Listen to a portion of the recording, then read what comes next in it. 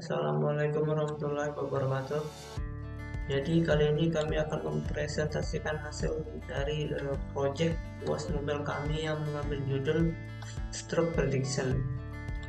Sebelum memulai pembahasannya, izinkan kami memperkenalkan diri terlebih dahulu. Di sini ada Igede Bayu Balawa dengan NIM 48 dan saya sendiri Apria Dinami dengan NIM 46. Baik, jadi selanjutnya di sini langsung saja ke penjelasannya ya. Di sini saya akan menjelaskan beberapa struktur dari proyek kami. Ada latar belakang, tujuan, dataset, dan juga metode yang digunakan serta pembuatan modelnya. Jadi yang pertama itu latar belakang dari proyek kami. Stroke merupakan salah satu penyebab utama kematian dan disabilitas di seluruh dunia. Deteksi dini dan pencegahan risiko stroke menjadi sangat penting untuk mengurangi angka kejadian dan dampaknya pada masyarakat. Dengan memanfaatkan teknologi berbasis web, sistem prediksi stroke dapat memberikan alat yang mudah diakses untuk menganalisis faktor risiko utama seperti usia, tekanan darah, riwayat penyakit hidup, gaya hidup, dan faktor genetik lainnya.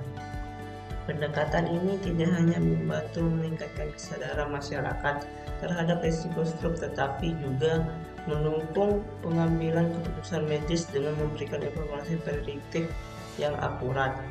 Di sini akan mempelajari bagaimana sistem prediksi stroke berbasis web bekerja, manfaatnya, dan bagaimana teknologi ini dapat membantu dalam pencegahan dan pengelolaan risiko stroke. Selanjutnya Tujuan utama sistem prediksi stroke berbasis web ini adalah untuk membantu deteksi dini risiko stroke melalui analisis data kesehatan pengguna secara akurat dan mudah diakses.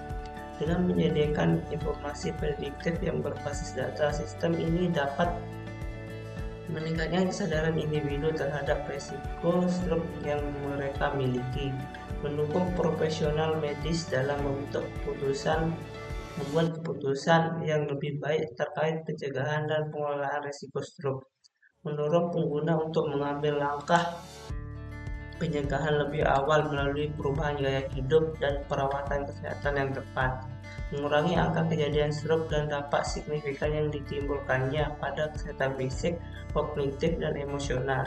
Sistem ini dirancang untuk menjadi solusi teknologi yang membantu masyarakat dalam menjaga kesehatan serta mencegah komplikasi yang dapat timbul akibat stroke. Selanjutnya, dataset yang digunakan. Dataset yang digunakan dalam sistem prediksi stroke berbasis web ini terdiri dari 5.000-an entry dengan 11 kolom, mencakup informasi usia, jenis kelamin, status hipertensi, riwayat penyakit jantung, dan lain-lain. Data ini juga digunakan untuk melatih model prediksi stroke dan fokus pada analisis faktor risiko utama yang dapat membantu deteksi dini dan pencegahan stroke. Beberapa tantangan utama dalam dataset meliputi data yang tidak seimbang pada kolom stroke dan nilai yang hilang pada kolom BMI, yang memerlukan penanganan khusus untuk meningkatkan akurasi prediksi. Dengan pemrosesan data yang tepat, sistem ini dapat memberikan informasi prediktif yang akurat dan membantu pengambilan keputusan berbasis data. Tujuan akhirnya adalah untuk mempermudah pengguna memahami risiko stroke dan mendorong langkah-langkah pencegahan efektif. Selanjutnya, metode. Untuk sistem prediksi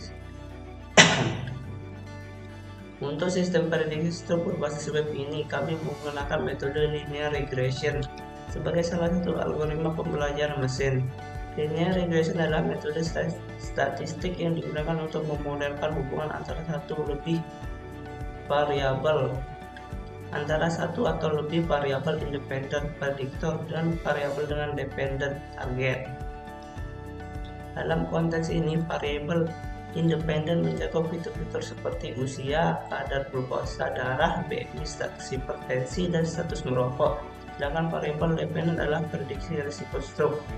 Metode ini cocok untuk kasus di mana hubungan antara variabel prediktor dan target bersifat linear. Namun, untuk menangani data yang lebih kompleks atau tidak linear, kami dapat mengombinasikan metode ini dengan algoritma lain. Linear regression membantu memberikan hasil prediktif yang sederhana namun efektif. Menjadikannya metode ini pilihan yang kuat untuk memulai analisis resiko metode. Selanjutnya, di sini saya akan menjelaskan dengan singkat pembuatan modelnya. Ini sebagai contoh aja, di sini saya akan menggunakan Google Colab gitu. Jadi pertama sini kita import library-nya terlebih dahulu, beberapa library gitu. Terus selanjutnya eksplorasi data. Di sini eksplorasi data ini kayak memberikan informasi dataset gitu, kayak tipenya dan juga beberapa baris dari dataset tersebut. Terus selanjutnya di sini akan mengecek nilai yang hilang, kayak nilai data yang missing gitu. Selanjutnya di sini akan mengisi nilai hilang untuk kolom rubrik dengan rata-rata. Dan hasilnya kayak gini. Selanjutnya encode kategori. Encode kategori ini mengubah data dalam bentuk kategori string atau nilai nominal menjadi referensi numerik agar dapat digunakan dalam pembuatan modelnya. Terus selanjutnya memisahkan fitur dan target. Di sini kayak kita memisahkan fitur struknya gitu, kayak label buat klasifikasi struknya gitu. Terus selanjutnya standarisasi fitur. Di sini standarisasi fitur ini adalah untuk memastikan bahwa semua fitur memiliki skala yang sama. Contohnya mengubah nilai fitur kolom rubrik sehingga memiliki rata-rata min 0 dan standar deviasi 1. Selanjutnya di sini membagi dataset jadi data train dan test. Di sini pembagiannya 0,2 berarti 80 banding 20.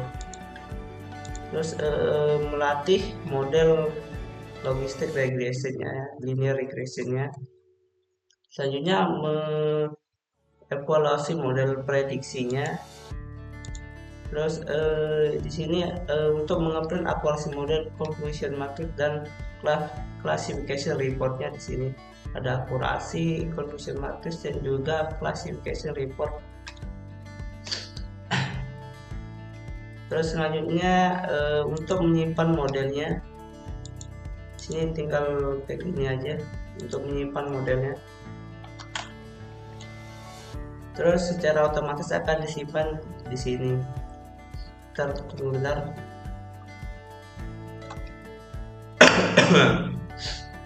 Nah, di sini dia akan ada di sini filenya untuk.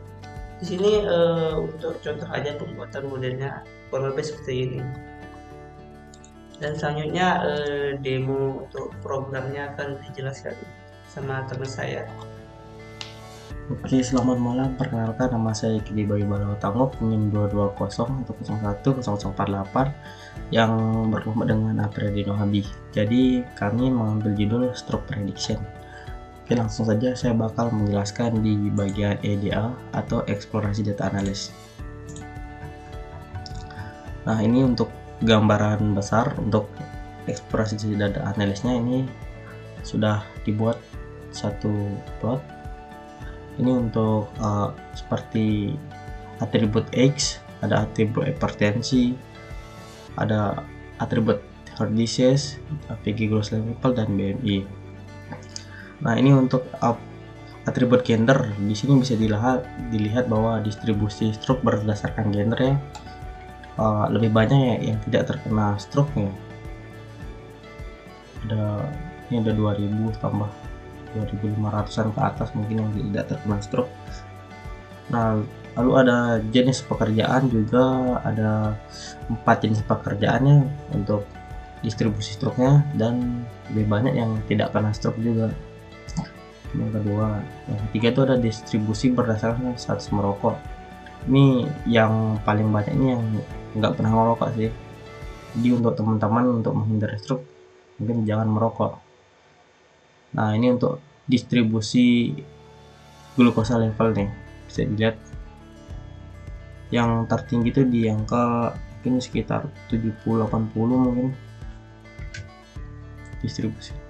Lalu ada BMI ada di angka sekitaran 30 atau 35 di 0,06. Lalu ada umur ini 45-an ya atau 80. Nah, lalu di sini ada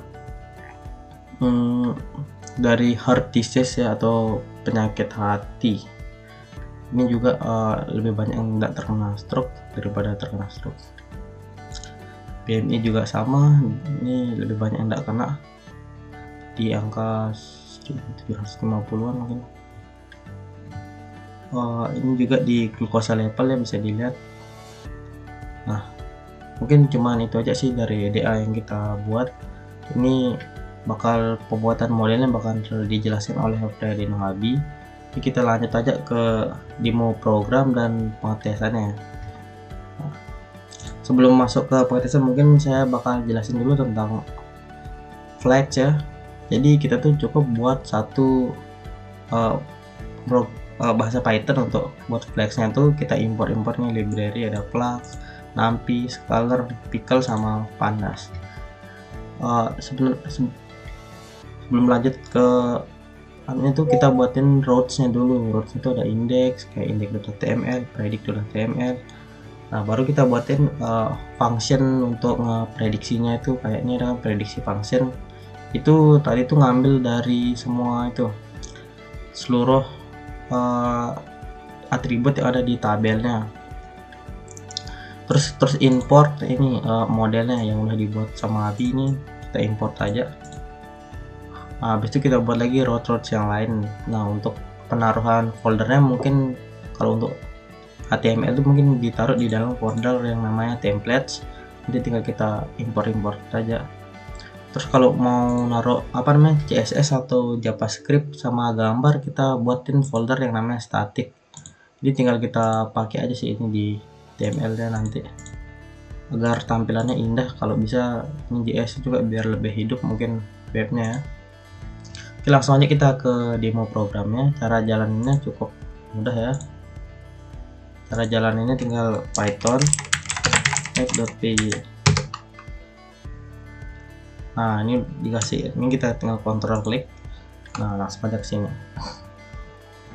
Untuk ngetes prediksi kita bisa di sini. Tinggal kita masukin yang udah ada di form ini. Misalnya namanya Ubay, umur 20, status menikah, saya belum menikah, jenis pekerjaan masih wira swasta ya, tinggal di kota, laki-laki. Range-nya ini bisa dicek di BMI mungkin. Jenisnya mungkin 166, berat 55. Normal berarti 19 ya. Ulang Ubay 20, menikah, tidak di pekerjaan, berswasta, dari kota, laki-laki. Tadi 19 dari pengecekan BMI nya. Glukosa level saya mungkin ada di 120 ya. Saya tidak merokok, hipertensi tidak punya penyakit yang kita predik. Nah, jadi ini hasilnya mungkin dari hasil form tadi itu terus dites sama model, jadinya saya tuh diprediksi tidak terkena stroke. Nah, lalu untuk hasil dan pembahasannya mungkin hasil dari implementasi sistem prediksi stroke berbasis face menunjukkan bahwa model mampu memprediksi risiko stroke dengan tingkat akurasi yang baik, bergantung pada kualitas dan kelengkapan data yang kita gunakan. Dalam pengujian menggunakan dataset, lalu tadi menggunakan model linear regression memberikan hasil prediksi yang menunjukkan hubungan signifikan antara faktor resiko seperti usia, kadar glukosa darah, hipertensi, dan BMI terhadap kemungkinan terjadinya stroke.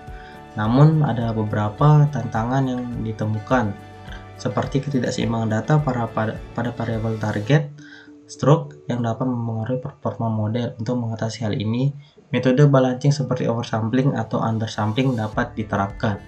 Mungkin untuk sarannya itu ke depan peningkatan pada sisi fitur tambahan seperti riwayat genetik atau pola aktivitas, serta penggunaan model yang lebih kompleks seperti random forest atau neural network dapat meningkatkan akurasi dan kinerja prediksi. Mungkin hanya itu dari saya. Mohon maaf bila ada salah kata. Wassalamualaikum warahmatullahi wabarakatuh. Selamat malam. Baik, sekian presentasi dari kami. Kurang lebihnya mohon maaf bila ada salah-salah kata atau salah ucap tadi, mohon dimaafkan. Ya, segitu saja dari kami. Assalamualaikum warahmatullahi wabarakatuh.